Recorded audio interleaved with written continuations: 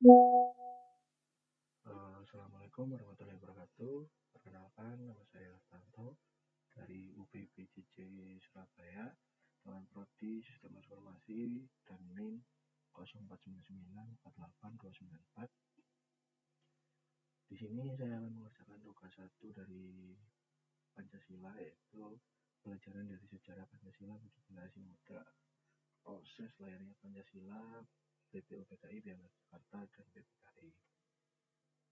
Setelah itu, yang pertama, peristiwa sidang BPUPKI pada tanggal 29 Mei sampai 1 Juni 1945. Pada masa penjajahan Jepang, Jepang menjanjikan kemerdekaan kepada bangsa Indonesia untuk menarik dukungan rakyat.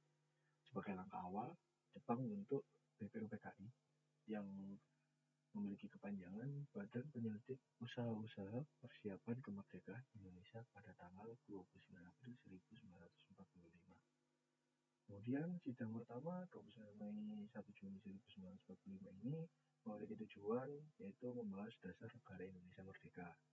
Lalu ada beberapa tokoh yang menemukan usulan yaitu sebagai berikut. Yang pertama ada Muhammad Yamin, 29 Mei. Dia mengusulkan 5 asas dasar negara yaitu peri kebangsaan, peri kemanusiaan, peri ketuhanan, peri kerakyatan, dan kesejahteraan rakyat. Yang kedua ada Profesor Dr. Supomo menyampaikan gagasan negara integralistik, persatuan antara rakyat dan pemimpin.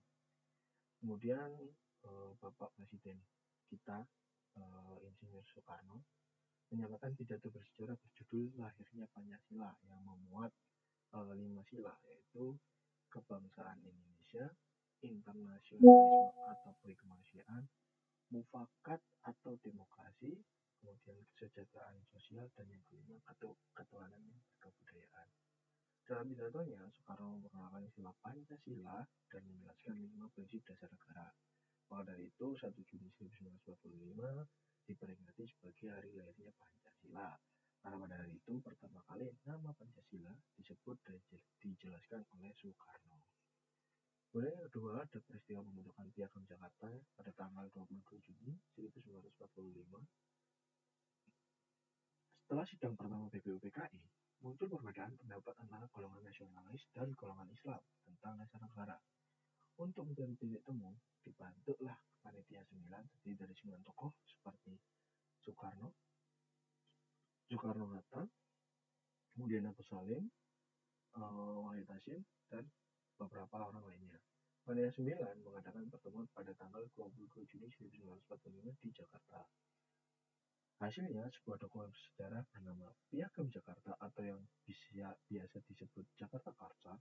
Di dalam Piagam Jakarta tercantum rumusan dasar negara yang menjadi cikal bakal Pancasila. Sila pertama berbunyi, ketuhanan dengan kewajiban menjalankan syariat Islam bagi pemeluk-pemeluknya.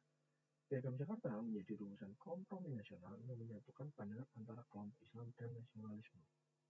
Kemudian yang ketiga, peristiwa sidang PPKI pada tanggal 18 Agustus 1945.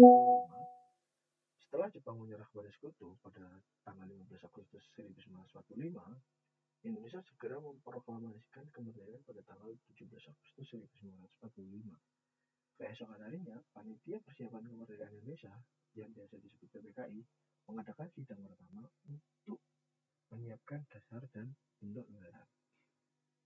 Kemudian mengesahkan Undang-Undang Dasar 1945 sebagai konstitusi negara, memilih Soekarno dan juga Hatta sebagai Presiden dan Wakil Presiden RI, menetapkan Pancasila sebagai dasar negara dengan perubahan sila pertama yang awalnya ketuhanan dengan kewajiban menjalankan syariat Islam bagi pemeluk-pemeluknya menjadi ketuhanan yang Maha Esa.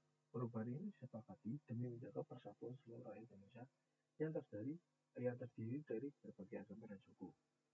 Kemudian nilai yang tercermin dari Pancasila itu sendiri adalah ketuhanan yang Maha Esa. Contoh yang tersebut mengakui dan menghormati berbagai agama dalam perumusan dasar negara. Kemanusiaan yang adil dan beradab. Perbedaan pandangan disikapi dengan saling menghargai dan beradab. Kemudian persatuan Indonesia, semua tokoh berjuang menjaga keutuhan bangsa meskipun berbeda pandangan. Kemudian yang keempat, kerakyatan yang dipimpin oleh hikmat kebijaksanaan dalam permusyawaratan dan atau perwakilan. Semua keputusan diambil melalui musyawarah untuk mencapai kata mufakat. Kemudian yang kelima, keadilan sosial bagi seluruh rakyat Indonesia. Tujuan akhirnya adalah kesejahteraan dan keadilan bagi seluruh rakyat Indonesia. Refleksi pribadi dari layarnya Pancasila. Secara pribadi, saya belajar bahwa kebijaksanaan, toleransi, dan juga semangat persatuan bukan hanya untuk bangsa, tapi juga bisa diterapkan dalam lingkungan pertemanan, rekan kerja, dan lingkungan yang ada di sekitar kita. Dengan meneladani semangat para pendiri bangsa, saya lebih terdorong untuk menjadi pribadi yang lebih bijak, adil, dan peduli terhadap sesama. Mungkin untuk tugas satu Pancasila ini dari saya cukup sekian dan saya akhiri. Wassalamualaikum warahmatullahi wabarakatuh. Terima kasih.